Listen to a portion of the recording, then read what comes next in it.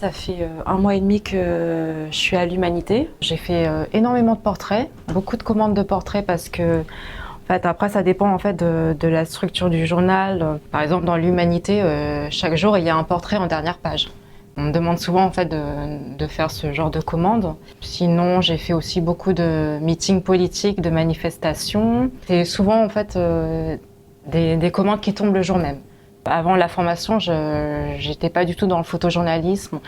Je faisais surtout de la photo de rue. Grâce à ce stage, j'ai pu faire mes premières publications presse. Je changeais ma manière de faire des images, c'est-à-dire que maintenant je vais éviter de trop m'éparpiller, de perdre trop de temps parce que avant je faisais beaucoup de photos parce que j'avais peur de rater mes photos tout simplement.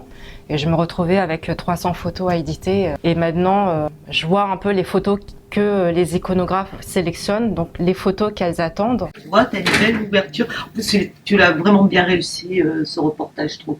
Moi, les stagiaires, quand ils arrivent, ils intègrent le service photo pour être directement mis sur le terrain au niveau du reportage. Ils ne font pas de recherche photo chez nous. Pour moi, l'iconographie est un métier différent.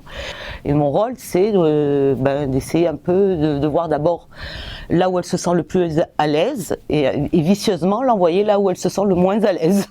À l'Humanité, on traite beaucoup les plans sociaux, les salariés, les petits métiers, les invisibles. Et si on doit parler d'une ligne éditoriale, en priorité, c'est toujours mettre l'humain au cœur de nos photos. Les meilleurs souvenirs que j'ai eus dans le cadre de ce stage, c'est ma journée passée dans un coin perdu de la Meuse, à côté de Verdun. Et on a passé la journée avec 2 syndicalistes et employés d'une papeterie, une usine de papeterie qui venait de réouvrir.